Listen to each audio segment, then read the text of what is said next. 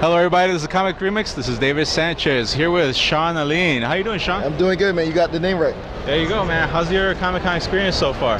So far it's been great, man. This is my second year doing Wizard Chicago. Yeah. And it's getting bigger and better. I gotta tell you something, Shawn. Since the last time we saw you, I can totally see development here, man.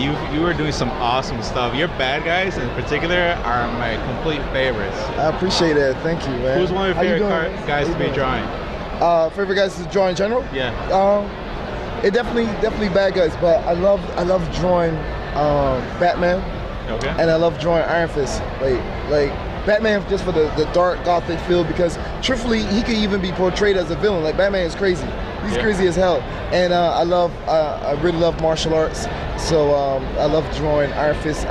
I grew up on Iron Fist. I always loved him too. He's one of those characters that is just getting his comeuppance, I feel. And thank God, right? Yeah, exactly. All these second and third tier characters that get behind, they need their comeuppance, man. Yeah. Can you tell us something about your education? Like, what kind of training have you received in art? School of Hard Knocks. Yeah. Self-taught? Self-taught. Good job, man. Hey, man, I'm trying to make it, show that, you could do it.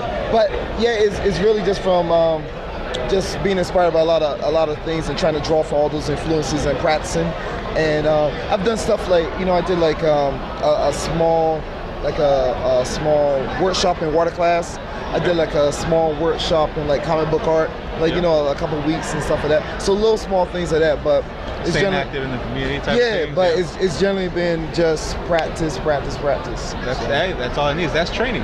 That's what it's saying, man. Yeah. And I'll tell you the other thing too. It's weird because when I started off, I started off just doing conventions, and I met people that wanted commissions and stuff. So I kind of learned through like trial by fire, because from doing the commissions, I got better and better, and I kept getting more jobs. As a young professional, how many years would you say you've been a professional? I would say maybe about 5 years. I'd say about 5 years. Do's and don'ts in your mind. Oh, do's and don'ts. All right, let's start with the do's. All right. All right. You have to be humble. I think you got to stay humble. True. So that you're always hungry, you're always learning. All right. You gotta network. You never know, and be nice to everybody, because you never know who you're gonna meet again. That's right. All right. And practice. Those are the do's. Aside from that, it's easy. Now the don'ts, that's a hard one. Don't pretend that this is not a business. It is a business. That's a good state of mind to have. I'm sorry to break anybody's feelings out there, but this is the reality of the situation. Like, you have to treat it like a business. So if you're late, which sometimes I am with some stuff, you have to call people and apologize for being late. And you have to try not to be late. You have to try not to be late, and if you are, you gotta at least do something to make up for it.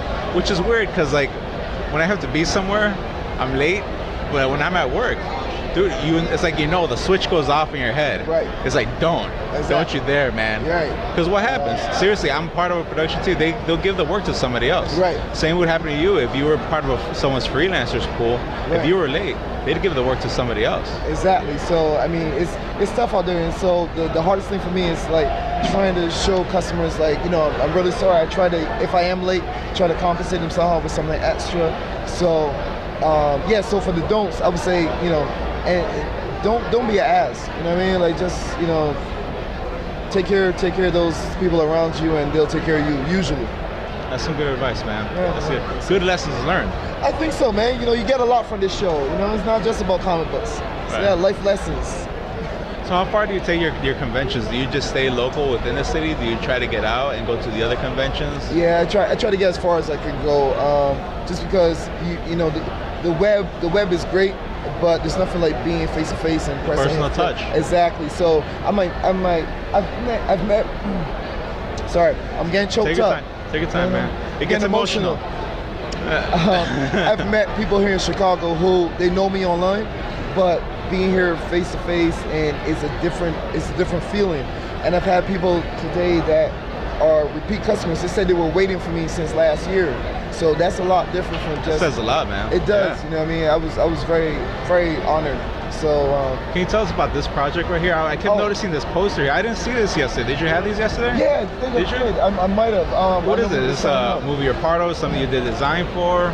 Yeah, it's so what it is a property called Street Team. And essentially what it is a collaborative comic book between myself and 5 other creators. We took our own independently created characters and combined them to form a team.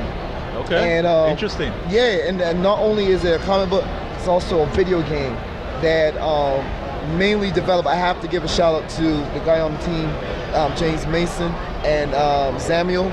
They did the lion's share of the design work for the video game, and you know, I'm just proud to be. So collaborations, those are pretty interesting. When you're collaborating your 5 individual properties together, where are the ground rules? Where are this is the green line where your character can't do this to mine, or is there this understanding where like if the story is good enough, we'll let it go? Yeah, well, here's one of those things, going back to life lessons, it's about putting pride aside. Like when we came on board, everybody had their own thing, but we said we're going to be honest and we're going to put aside ego. So what we did, and we also did a structure, which is very important. You can't have chaos. So we had a main writer. He would send me after he would write it out, he'd send me the script, I would go over it, make little notes, changes, whatever, and then we would ask the whole team what they thought. So everybody had a hand in it, and we treated it fairly.